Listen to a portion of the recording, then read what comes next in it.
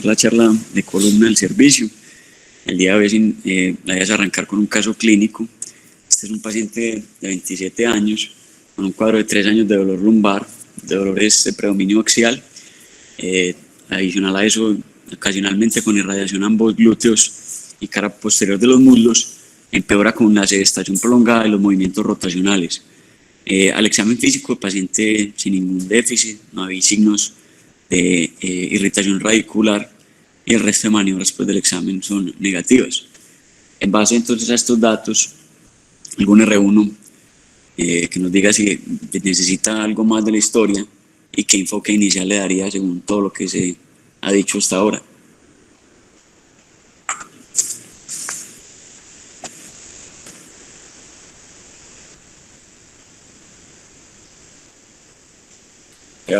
¿Qué más? Buenos días. Bueno, pues no, yo veo que la historia está como muy completa. Yo lo que interrogaría es si en algún momento hubo algún tipo de antecedente de trauma en el paciente, como para de pronto enfocarse primero en otra imagen tipo tomografía. Y lo otro es preguntar si el dolor tiene características de claudicación, si pues, a la marcha le genera algún empeoramiento del dolor o algo de eso, ya que en el examen no nos reportan como radiculopatía u otro dato.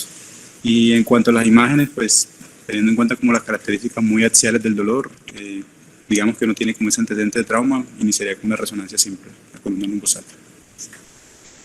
¿Y cuál sería como el diagnóstico entonces inicial que está sospechando que...? Pues en el momento, con las características del dolor que va a ambos miembros inferiores, muslos, pensaría en un dolor que también se llama como esclerotómico, características más de disco, más que de compresión de alguna raíz, o en su defecto el cono, pues no tiene ningún déficit neurológico. Listo, entonces el paciente realmente no tiene ningún antecedente de trauma, no hay pues como historia de síntomas neurológicos para nada, lleva 3 años con el dolor, ha tenido pues digamos adherencia al manejo médico farmacológico y terapia física. Se le solicitaron entonces una resonancia, algún R2, que le da la resonancia.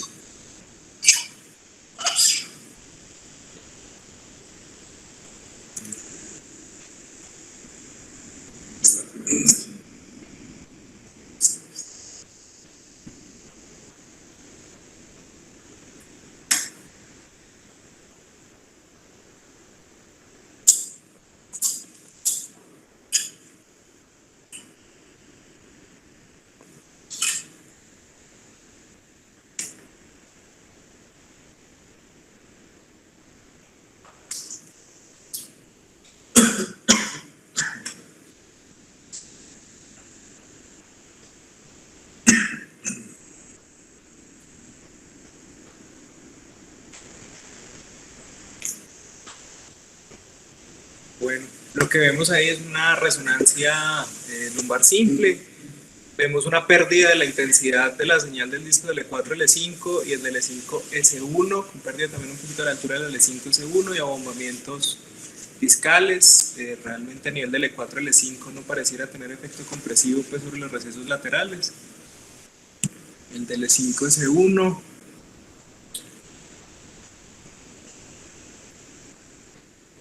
Y también hay algo de artrosis facetaria a ambos niveles.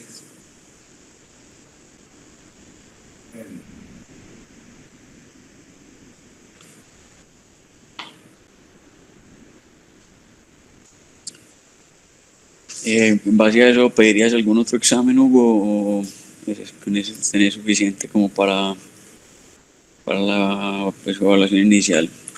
Para la evaluación inicial yo creo que eso sería suficiente.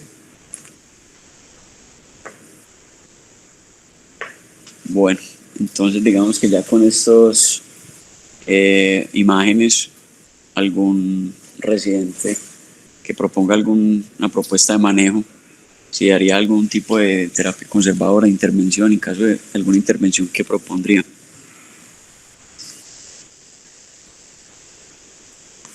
Bueno, buenos días a todos. Mínimamente, pues de acuerdo con lo que vio Hugo, la alteración de los discos, una desfeta facetaria y líquido principalmente las facetas derechas.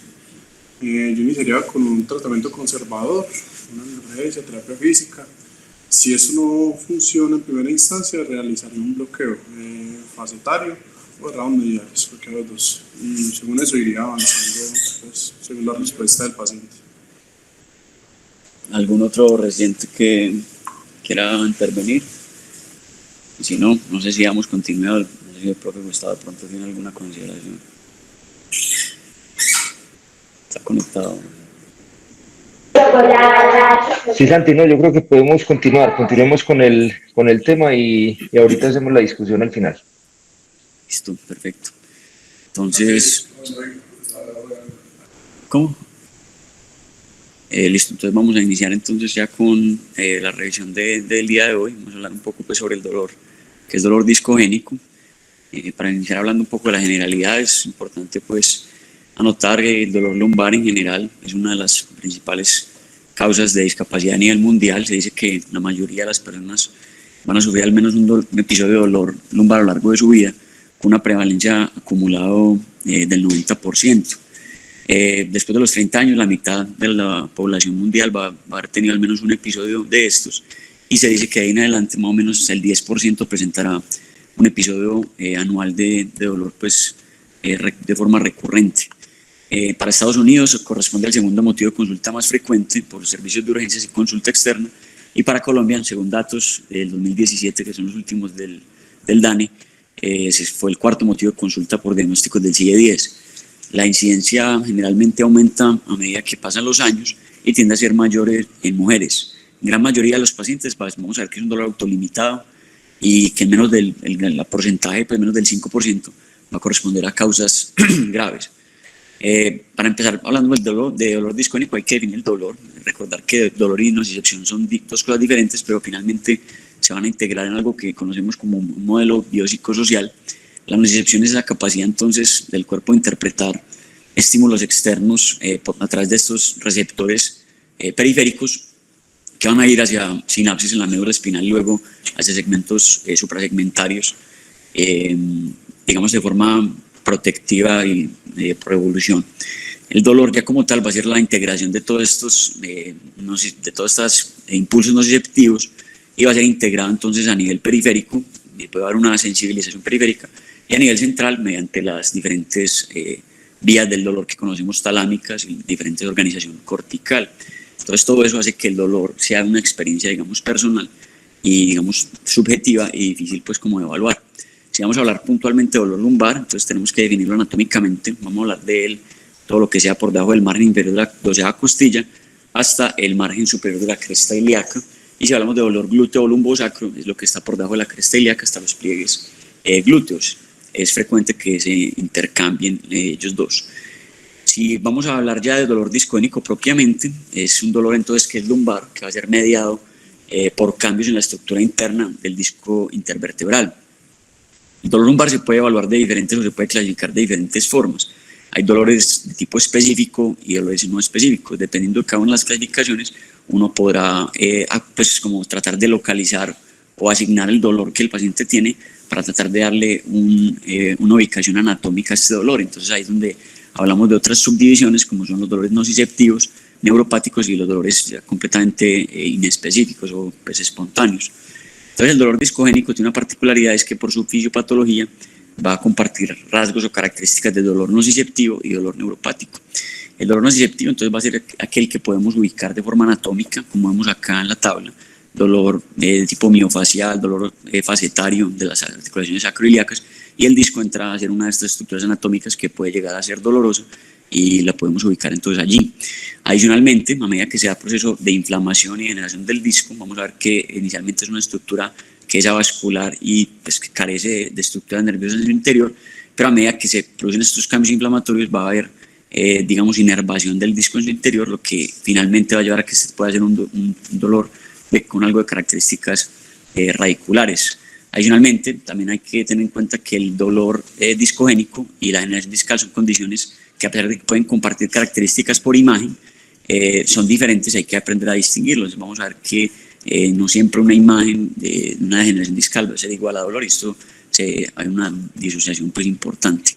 Hay una serie de factores que se han asociado a la degeneración del disco, como el envejecimiento, los cambios por la edad, la lesión del disco, y esto va a inducir una serie de cambios morfológicos, que es lo que vemos con la degeneración pues, del disco. Inicialmente el disco empieza a presentar rupturas anulares o del anillo pues, fibroso, luego va a haber una disecación o una pérdida progresiva del contenido líquido del disco, posteriormente puede sufrir fenómenos de herniación, ya a medida que sucede esto van a haber cambios dentro de los platos condrales, que vamos a ver más adelante que conocemos como los cambios de Modic, y finalmente esto va a llevar a cambios de degeneración horizontal hacia los elementos posteriores como osteoartrosis facetaria, hipertrofia del ligamento amarillo, y finalmente va a haber una degeneración vertical que va a llevar a lo que conocemos también como enfermedad del segmento adyacente, ¿cierto?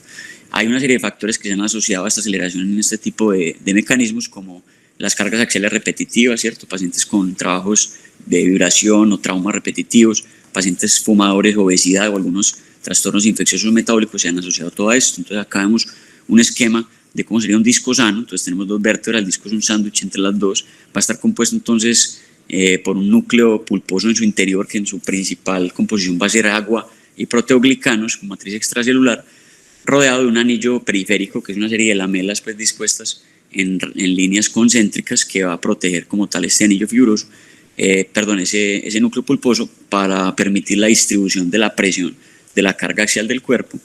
Y vemos que esta estructura de forma natural o forma normal es completamente avascular, se va a nutrir principalmente por los platos condrales y no tiene una inervación propiamente, o sea, puede llegar algo de inervación sensitiva a lo que es el ánulo exterior, pero dentro de su interior no existe. Entonces, a medida que empieza la fisiopatología de este tipo de degeneración y el dolor discogénico, va a haber entonces una permeabilidad de células inflamatorias. Estas van a liberar una serie de mediadores inflamatorios como el factor de necrosis tumoral, las interleuquinas, y esto va a llevar entonces a degeneración de esa matriz extracelular, pérdida entonces de la cantidad de agua dentro de este disco, lo que va a llevar a que el disco empiece a perder contenido líquido y se seque, pérdida de la altura y todos estos fenómenos. Adicional a esto, a medida que esto sucede, va a haber una serie de liberación de factores de crecimiento neuronales que van a llevar a que ramas del ganglio de la raíz dorsal, de las ramas grises, lo que es las fibras amielínicas, empiecen a penetrar el disco, lo que va a llevar a la producción entonces del dolor. Generalmente no sucede en todos los pacientes, esto es lo que digamos que más se ha tratado de estudiar, en qué pacientes, por qué se producen unos y en otros no, o en unos discos y en otros no. Esto se ha, digamos, relacionado a algunos factores como estos mediadores inflamatorios, algunas infecciones como la infección por Proteobacterium agnes y todo lo que es el hecho de la sensibilización central y periférica que mencioné al inicio con el modelo pues, biopsicosocial. Entonces, es importante tener este proceso fisiopatológico en cuenta y correlacionarlo con lo que es el proceso degenerativo normal. Entonces, a la izquierda tenemos lo que es una unidad funcional vertebral normal, compuesta entonces por las vértebras, el disco y los elementos posteriores. Vemos que el 70% de la carga axial va a recaer sobre el disco y las vértebras, y apenas el 30% recae sobre los elementos posteriores. Y vemos una tabla a la derecha comparando las diferentes presiones discales en las diferentes posiciones que puede adoptar la persona. Entonces, las mayores presiones del disco van a ser cuando se adoptan posturas de flexión o en sedestación, y esto se correlaciona con la clínica del paciente. Entonces vemos que los pacientes con dolores discónicos puros van a tener clásicamente empeoramiento del dolor con los movimientos de flexión y la sedestación prolongada, aliviando usualmente el dolor al ponerse de pie o al ponerse en decúbito. Este es entonces el proceso natural de degeneración de un disco que ocurre pues, en el envejecimiento natural de todas las personas. Va a haber una pérdida progresiva entonces de líquido, el disco comienza a perder altura, y esto va a llevar finalmente a que se produzcan rupturas o daños del ánulo fibroso, que es aquí donde inicia la fisiopatología, principalmente el dolor discónico, como ya he mencionado. Posteriormente va a haber cambios de la médula ósea y finalmente lo que ya expliqué pues, de la degeneración horizontal. Entonces, si ya hablamos un poco de la clínica, habiendo entendido esta fisiopatología, vemos que el dolor discogénico es un dolor que va a ser de predominio axial, dolor de línea media o bilateral, descrito como un dolor como característicamente profundo, sordo, mal localizado, en general a medida que se desarrolla la fisiopatología y se comparte algo de esta inervación adentro del disco y se comparte con otras raíces, puede llegar a haber algún patrón pseudoradicular como radiación hasta la rodilla o glúteos, y tiende a empeorar con lo que les mencioné, actividades que aumenten la presión dentro del disco, sentarse, agacharse o soportar algún tipo de carga axial. En general hay ausencia de signos radiculares y déficit neurológico, y como vemos acá puede representar hasta el 42% de los pacientes con dolor lumbar de tipo específico, es decir, La gran mayoría de los pacientes que yo les voy a hacer un diagnóstico anatómico de la localización de por qué está ocurriendo su dolor lumbar va a ser en gran parte de origen discogénico. El resto se va a distribuir principalmente en dolor de origen fascietario y miofascial. Ya pasando a la parte imagenológica, digamos que esto es para tener consideraciones grandes, recordar en la evaluación del paciente con dolor lumbar cuáles son como las indicaciones de imagen, recordar las banderas rojas, síntomas persistentes a pesar del tratamiento, los déficits neurológicos o los síntomas que uno considere que va a ser un candidato a cirugía, va a ser pues todo esto indicación de hacer una imagen. En la mayoría de los pacientes que el dolor es de menos de 4 semanas, generalmente no hay necesidad de hacer imágenes. En aquellos pacientes con dolor discogénico, como vamos a ver, la mayoría de estos van a ser dolores crónicos, más de 3 meses. Entonces, en la mayoría de los casos hay que hacer una imagen y el estudio entonces de elección va a ser la resonancia, que es lo que vamos a observar principalmente, la hiperintensidad en T2 del núcleo pulposo. Esta hiperintensidad se correlaciona con la concentración de proteoglicanos y con los cambios degenerativos, y existe la clasificación de Firman que ha permitido, digamos, clasificarlo, siendo la 1 un disco completamente sano normal, con un contenido uniforme hiperintenso en T2, el 2 ya hay una línea hipointensa, en el 3 hay una zona, un halo hipointenso que distingue el anillo fibroso del núcleo, en el 4 se pierde, o se borra completamente esa distinción entre los dos, y en el 5 ya hay una pérdida homogénea, pues como de la señal de T2, y ya hay pérdida a la altura del disco.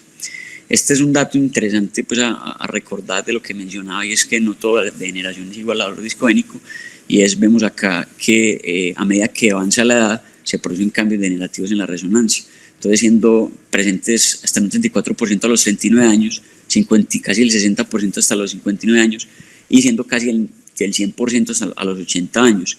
Y otro dato importante es hasta el 35% de las personas asintomáticas van a tener discos anormales en la resonancia. Entonces, no todo disco negro va a ser productor de dolor, ni tampoco va a ser una indicación de tratamiento. Ahí es donde surge, pues digamos, la gran pregunta y donde está pues como el problema de esta enfermedad.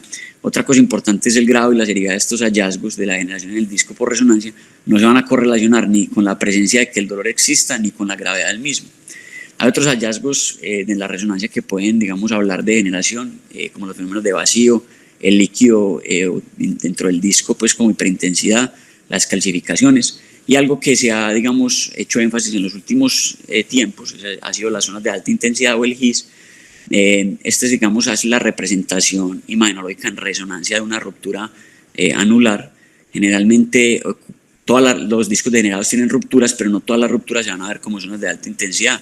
Y esto es importante, ya que estas zonas de alta intensidad, como lo describe este metaanálisis del 2023, se correlaciona con el dolor en estos pacientes. Entonces, como vamos a ver, gran parte del estudio del dolor lumbar se realizaba históricamente con discografía. Vemos que esto es un estudio que ya está más obsoleto, ha ido pues como desapareciendo, y hemos tratado de buscar medidas como no invasivas para tratar de hacer el diagnóstico de esto, o sea, identificando un disco generado, cómo sé yo si efectivamente es el que le está produciendo dolor o no al paciente. Entonces una correlación entre el dolor, pues la clínica y los hallazgos por imagen va a ser estas zonas de alta intensidad dentro del disco.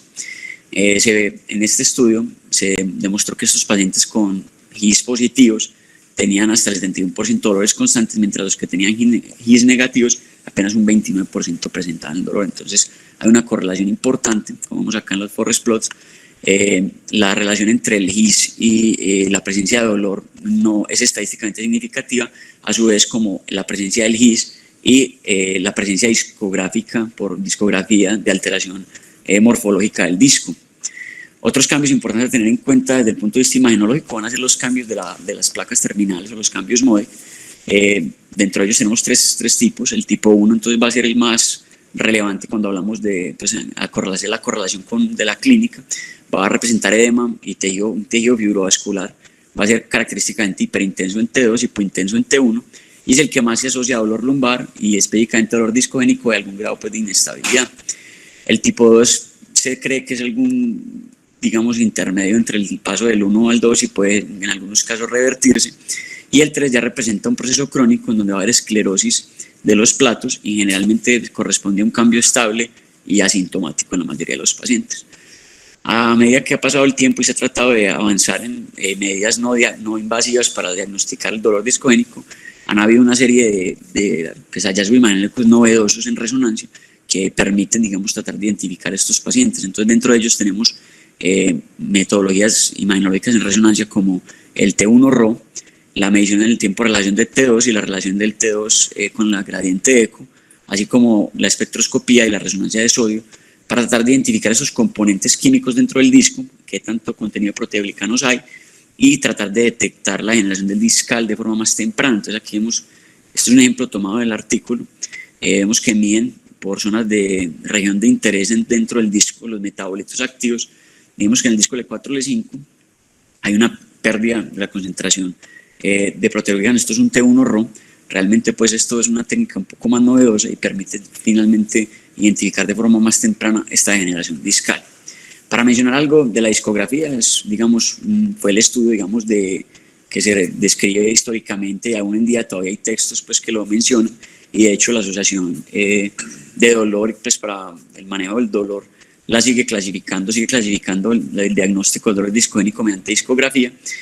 Básicamente lo que busca es encontrar esta presencia de estas rupturas anulares, y debe ser un examen provocativo y por mediciones de manométricas. Entonces, lo que busca es, uno, reproducir los síntomas exactos o idénticos del paciente. En general es un procedimiento demasiado doloroso, entonces independientemente qué disco se haga va a doler. Aquí digamos que lo que uno trata es reproducir el mismo dolor del paciente, y las características que nos dice la Asociación de Dolor es básicamente que debe reproducirse en el disco enfermo el dolor del paciente, y en otros dos discos sanos no debe haber dolor provocativo. Adicional a esto, se debe cumplir unas características, y es que no se debe instilar más de 3 milímetros de contraste en el disco, y las presiones a utilizar deben ser menores de 100 milímetros de mercurio. En caso de que uno no utilice estas mediciones, no utilice estas características, digamos que el dolor, pues los índices de falsos positivos dentro de este estudio son muy altos. Estas son las 4 condiciones que uno tiene que cumplir para que se considere una discografía positiva. Vamos, que es difícil cumplirlo, es un procedimiento que realmente está casi que en desuso. Acá vemos, esto es bastante interesante. Estas son las 3 características que más han dejado que se entre en desuso la discografía. Es un procedimiento invasivo, tiene riesgo de disquitis, de otras complicaciones como pues, lesiones durales, radiculares. Hay una alta tasa de falsos positivos, aquí lo vemos. En pacientes asintomáticos y con presiones discales inferiores de 22 PSI, la tasa de falsos positivos es hasta el 25%, si el paciente es asintomático. En pacientes ya que tienen dolor de base crónico puede ser tan alta como el 36%, y además de eso depende de la presión con la que uno instile el contraste, no es como inyectar eso ahí y ya. En pacientes, si uno aumenta demasiado la presión, las tasas de falsos positivos puede ir tan alta hasta como el 50%. Y además de esto, en los discos sanos va a acelerar la generación del disco, entonces realmente es una ayuda diagnóstica pues, que de muy poca utilidad. Entonces, ya habiendo descrito un poco esto, pasamos a algo al tratamiento. Entonces, básicamente vamos a ver el tratamiento a grandes rasgos en el manejo conservador y el invasivo. En general, todo esto sigue un manejo escalonado, que es como el manejo que se le da al dolor lumbar en general, empezando con, digamos, los cambios en los estilos de vida, ¿cierto? Bajar de peso, pacientes que tienen obesidad o sobrepeso, el cese del tabaquismo, el ejercicio y la terapia física regular, y procediendo escalonadamente con una serie de terapias, como vemos aquí de forma más detallada. Hay algunos, digamos, intervenciones que se han ido estudiando a lo largo del tiempo, que han demostrado algún grado de evidencia, como es la acupuntura y algunas terapias de manipulación, que han sido superiores al placebo sin demostrar pues, una evidencia arrasadora, pero que siguen siendo terapias complementarias que se podrían llegar a utilizar en un momento. La terapia entonces escalonada podría pasar a técnicas restaurativas. Esto realmente la evidencia aún está apenas creciendo en este tipo de técnicas, como el uso de células madre y de terapia génica inyectada pues, de forma exógena al disco. Esto principalmente en pacientes en los que uno detecta la generación discal de forma más temprana. Las técnicas reconstructivas, como las digamos, intervenciones percutáneas, también es una opción como otro tercer paso en el escalón, seguido entonces de las técnicas de reemplazo articular, y finalmente, como vamos a ver en los últimos pasos de los algoritmos, casi siempre dejan la fusión de último, como ya vamos a revisar un poco sobre esto.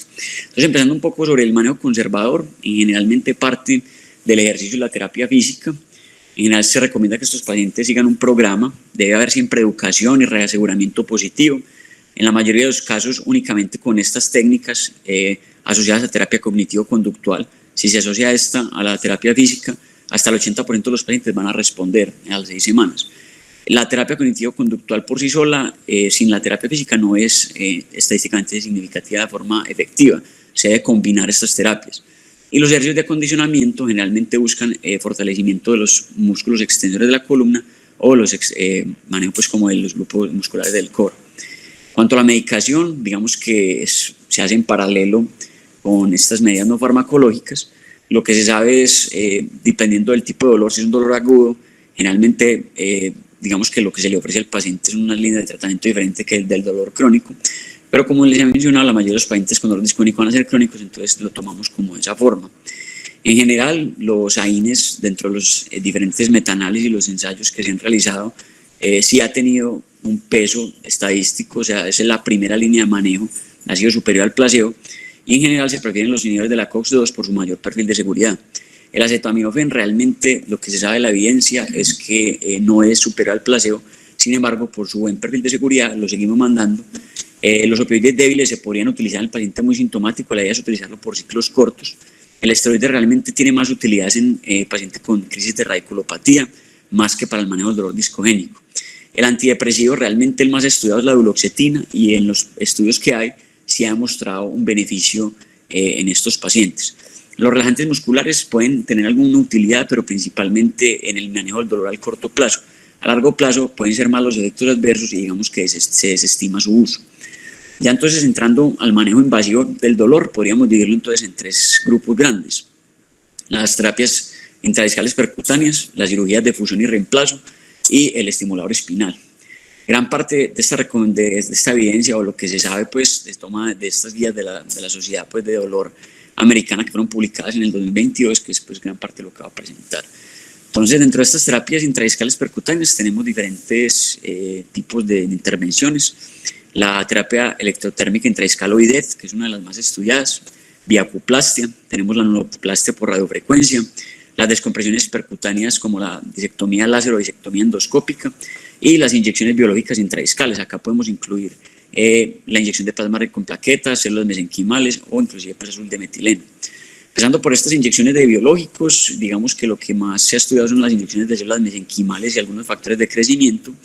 Esto básicamente se basa en el principio de tratar de buscar regenerar esa matriz extracelular que se dañó por ese proceso fisiopatológico que mencioné al inicio, restaurar esas poblaciones celulares y tratar de reparar esos tejidos pues, degenerados y en cierta forma disminuir pues, la inhibición nociceptiva para disminuir la sensibilización periférica.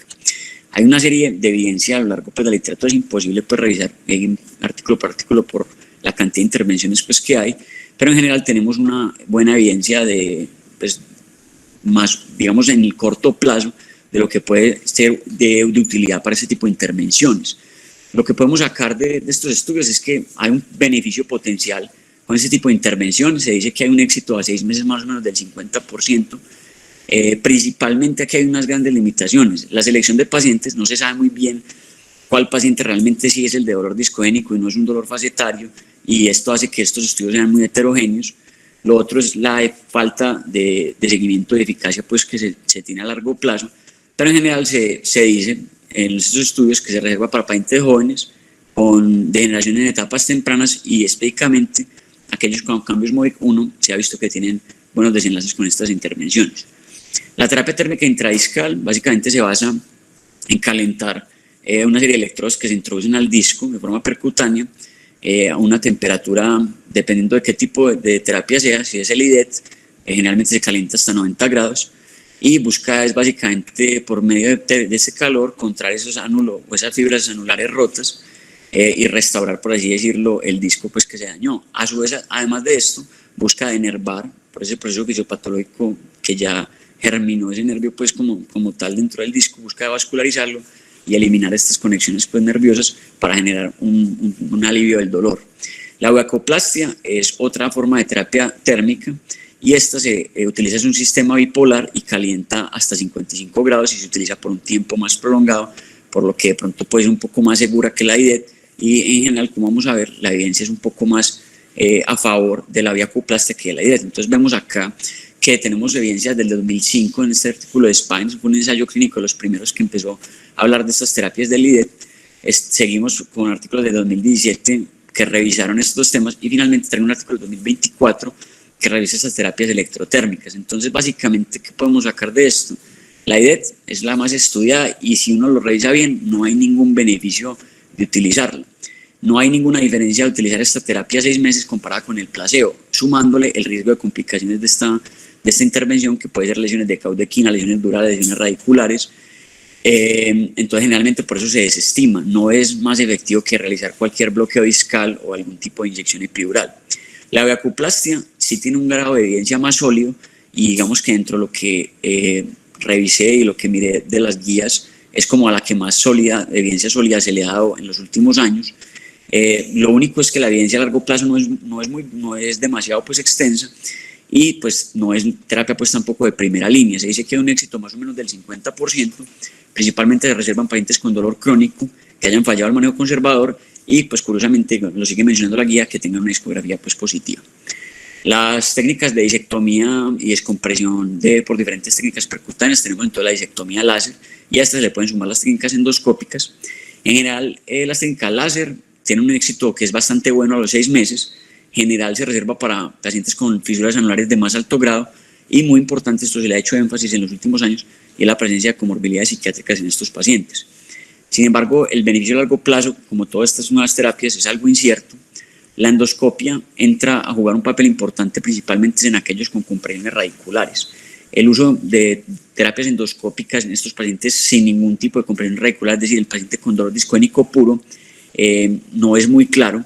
Ha hecho algunas descripciones de hacer radiofrecuencia de los nervios sino y basivertebrales, que son los que se cree que parten de la fisiopatología de la inervación a estos discos por vía endoscópica con unas tasas de éxito. Estas tasas de éxito son más en los pacientes con compresiones radiculares que en dolor puro, pero vemos que las tasas de éxito son muy buenas, del 85%. El problema es la curva de aprendizaje más prolongada y si se combina con otras técnicas, pues aumenta el grado de dificultad pues, significativamente.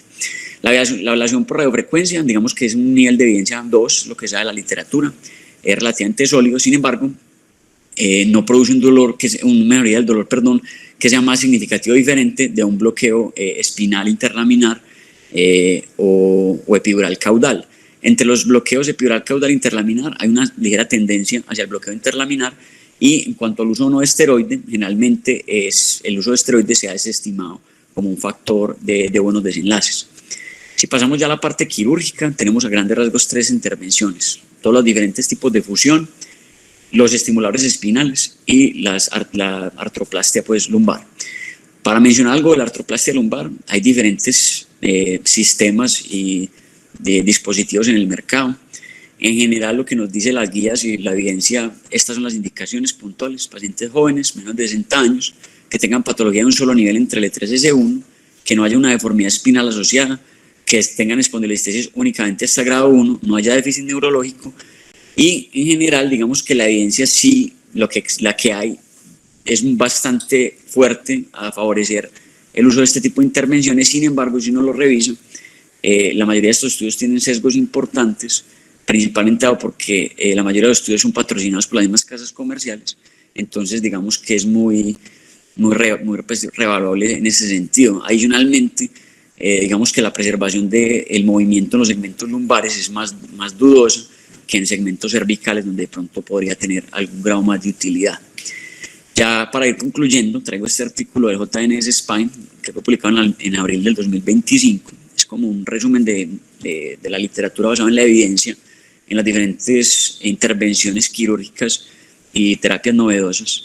Si resumimos todo lo que dice el artículo, se podría resumir en que la función espinal no es superior en discapacidad ni control del dolor a la rehabilitación a largo plazo, pero si se compara únicamente al manejo conservador en ausencia de la rehabilitación, sí lo supera, lo que hace pensar que este tipo de intervenciones, de intervenciones quirúrgicas y terapias novedosas podrían ser un ayudante a este tipo de manejo conservador. Y además de estas dos conclusiones, vemos que podemos sacar una serie de datos importantes. Entonces, considerar cirugía en dolor discogénico, habría que tener un paciente que sea altamente sintomático, que haya una correlación clínico-radiológica, que el síntoma sea refractario, y esto es muy importante, y son de las cosas que más se le ha hecho énfasis últimamente, y es que debe haber una expectativa razonable del paciente que vaya a mejorar en los síntomas previo a la cirugía, y se debe justificar que el grado de mejoría supere los riesgos de la intervención. Entonces, en base a esto, se describen, o dentro de la revisión pues, que hacen sistemática en el artículo, una serie de predictores para evaluar la fusión o la cirugía de fusión en estos pacientes con dolor lumbar. Entonces, la ausencia de estenosis espinal, la presencia de déficit sensitivo, principalmente en relación a que estos pacientes posiblemente tengan algún grado de compresión, al eliminarla va a mejorar, que haya ausencia de trastornos psicológicos y emocionales, ya que estos se han visto que afectan negativamente los desenlaces. Esto se sabe pues, que es muy cierto, los factores sociales y psicológicos influyen en estos resultados postoperatorios. La pérdida de la altura del disco es un factor predictivo que a estos pacientes les puede ir bien. La edad joven y que tengan incapacidades laborales cortas, la menor duración del tiempo del dolor lumbar antes de la cirugía, que tengan presencia de cambios MODIC 1 y 2, la ausencia de miedo o evitación al trabajo, índices de de ODI altos y el hecho de no utilizar narcóticos, todos son factores predictivos de buenos desenlaces. Esta tabla resume algo de las intervenciones novedosas que se han mencionado pues, y su peso en la evidencia.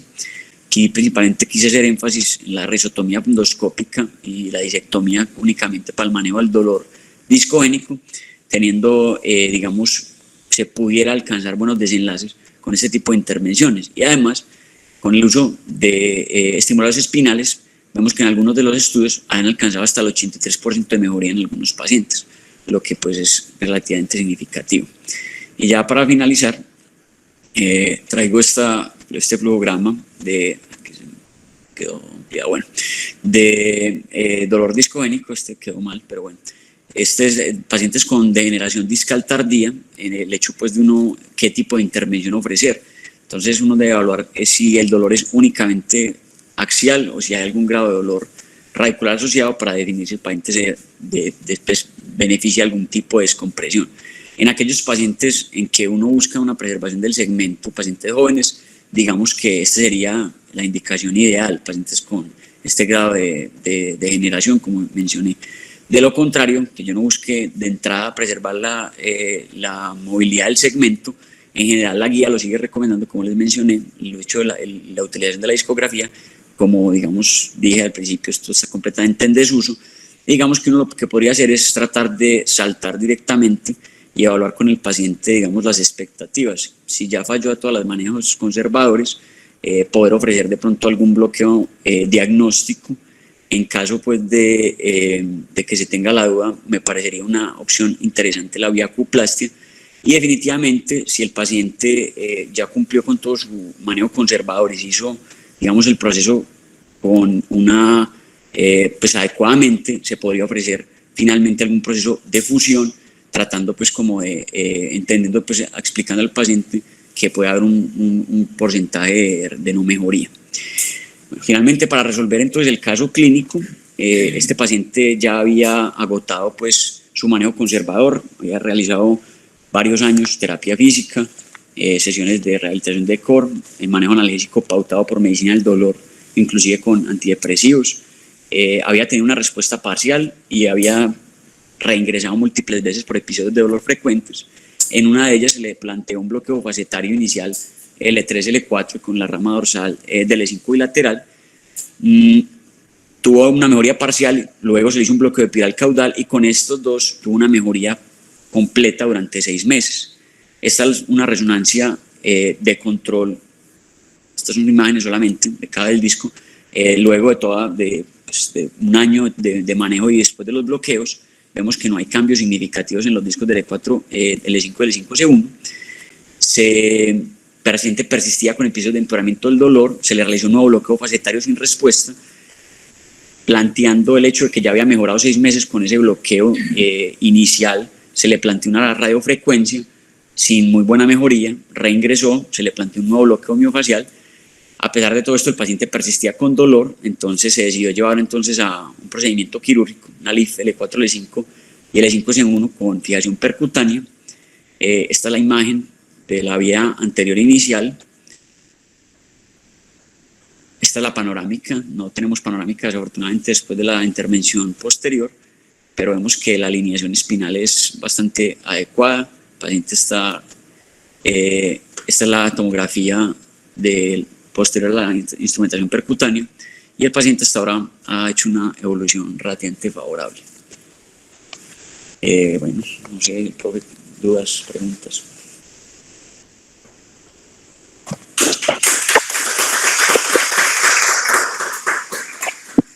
Evolución favorable después de cuánto tiempo, Santi, para el micrófono.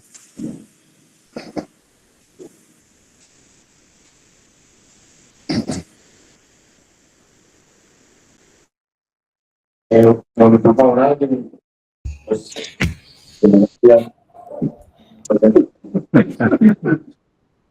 Bueno, me gustaría pues mucho la opinión de Gustavo y los expertos en columna, pero yo tengo un principio y es que el dolor lumbar no se mejora con la cirugía. La cirugía para el disco mejora el dolor radicular. Entonces, como bien lo dijiste en tu charla, el 50% de las personas tenemos el disco dañado. Eso significa que cuando operamos a los pacientes por un disco dañado, vamos a mejorar apenas al 50%. El problema es que cuando se nos alivia un paciente nos entusiasmamos y nos ponemos a operar a otros pacientes y ahí viene el problema y es que empiezan a llegarnos los pacientes con malos resultados y ya es un paciente que es muy difícil porque nada le sirve. Entonces yo creo que hay que ser muy cauto. Mostraste una cantidad de procedimientos y realmente ninguno sirve aparte de la fisioterapia y mejorar las calidades de vida del paciente y los hábitos del paciente, pero esto es una enfermedad que a mi modo de ver es muy difícil de manejar y tiene un pronóstico muy regular, sobre todo en pacientes. El paciente más común es el paciente joven, entre los 35 y los 45 años, que quiere trabajar, que quiere hacer deporte, y uno ve que realmente nada le sirve. Quiero hacer una pregunta. Gustavo, ¿qué tipo de bloqueo le hace a estos pacientes? ¿Un bloqueo caudal, un bloqueo facetario o un bloqueo del ramo medial? O si alguno de los del dolor está ahí, adelante. Sí, Nacho, yo creo que le debemos dar como el paso a los médicos del dolor. Por ahí está José Bastidas. A mí me gustaría que José de pronto nos comentara en este momento qué resultados se pueden obtener con el intervencionismo analgésico en los pacientes con dolor discogénico.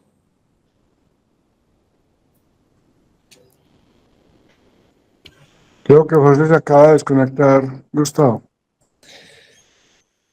Listo.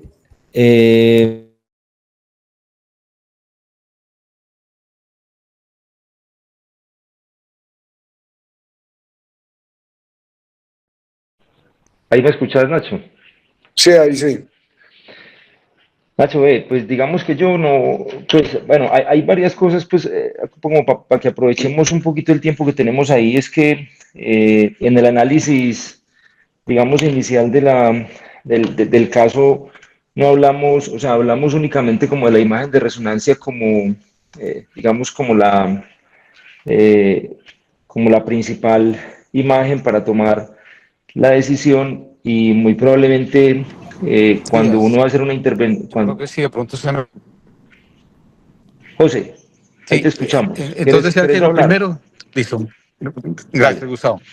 Sí, sí, lo primero que decía es que lo primero es tratar de diferenciar una cosa es dolor discogénico y otra cosa es la enfermedad degenerativa discal. Entonces muchas veces se confunden las dos cosas como si fuera, digamos, la misma situación y yo creo que eso es lo que se presta más a confusión. Por ejemplo, todas las clasificaciones de Firman, todo lo demás, son para enfermedad degenerativa discal, pero nada tienen que ver con el dolor discogénico, ¿cierto? Como decía Nacho, el paciente con dolor discogénico realmente puro es un paciente joven, en que solamente tiene la ruptura discal o ese problema en el disco y no tiene ninguna pérdida de altura, no tiene ningún otro compromiso diferente. Ese es el paciente con dolor discogénico puro. Al principio lo difícil es tratar de establecer el diagnóstico. Sabemos que la principal causa de dolor puede ser facetario y no discogénico.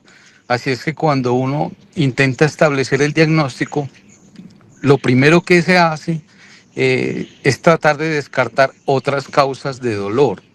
El dolor discogénico es el de peor pronóstico, el dolor facetario es el de mejor pronóstico, siendo a veces las características clínicas similares. En cuanto a bloqueo, lo primero que uno hace es hacer un bloqueo facetario lumbar. ¿Yo qué espero con el bloqueo facetario lumbar? Que sea negativo, ¿cierto? Pero lo primero que hacemos es un bloqueo facetario para tratar de diferenciar ese dolor, si es facetario, porque si es facetario se maneja ya como, si mejora, se maneja como dolor facetario y el pronóstico es bueno. Si no mejora, pues ya nos vamos a pensar en un dolor discogénico. Cuando pensamos en dolor discogénico y ya falló el bloqueo facetario, lo que vamos a hacer es un bloqueo, digamos, a ramo sinuvertebral. Ese bloqueo a ramo sinuvertebral es igual a un bloqueo transforaminal un poco más profundo, en el que se trata de colocar medicamento en ese punto únicamente para bloquear esos ramos sinuvertebrales que son los que inervan el disco. Muchas veces el bloqueo caudal es un bloqueo muy escopeta, o sea, bloquea todo. El hecho de que mejore con un bloqueo caudal no da diagnóstico, o sea, no es que vaya a mejorar, puede mejorar cualquier tipo de dolor. Puede mejorar el facetario, puede mejorar el discogénico, puede mejorar el miofacial. Entonces, esos bloqueos escopeta tratamos de evitarlos, de no realizar ese tipo de bloqueos. Y si el bloqueo de ramo sinuvertebral termina siendo efectivo o alivia por un tiempo, entonces ahí ya viene el problema. ¿Qué hacer con un paciente con un dolor discogénico en el que todas las intervenciones son relativamente de mal pronóstico, incluyendo la cirugía? Y yo creo que ahí es donde cada quien se arma como un protocolo o unos pasos a seguir, un esquema de mirar a ver cuál sería el siguiente paso. José, y puntualizando, ¿vos qué pensás? O sea, con lo que tenemos disponible en este momento aquí, digamos, en el medio, ¿cuál es la probabilidad de que un paciente tenga un buen resultado ofreciéndole, digamos, el mejor tratamiento disponible? Pues yo creo que igual, usado lo mismo que uno encuentra en la literatura, yo creo que la mitad de los pacientes se mejoran y la mitad de los pacientes no les va tan bien y se termina volviendo pues prácticamente el médico tratante un amigo, diciéndole que haga ejercicio, que haga deporte, pero la mitad de los pacientes yo creo que terminan viéndoles bien. Una de las cosas que mencionaba Santiago es la viacuplastia, ¿no? La viacuplastia es radiofrecuencia intradiscal, ¿no? La viacuplastia es una radiofrecuencia intradiscal realizada con dos agujas, ¿no? Con un polo negativo y un polo positivo. Esa es la viacuplastia. Es un procedimiento que sí está disponible y sí se hace actualmente. Ese es el siguiente paso en el que uno sigue, les hace la radiofrecuencia intradiscal. Yo también soy consciente de que el pronóstico de estos pacientes de dolor discogénico no es tan bueno. Perfecto, José, muchas gracias. Nacho, ¿alguien más de pronto quiere hacer algún comentario acerca de cómo enfoca a estos pacientes, de qué pacientes considera, por ejemplo, llevar a cirugía antes de dar pues como mi percepción final del asunto? Pues como te decía Gustavo inicialmente, yo trato de no operar ninguno ya.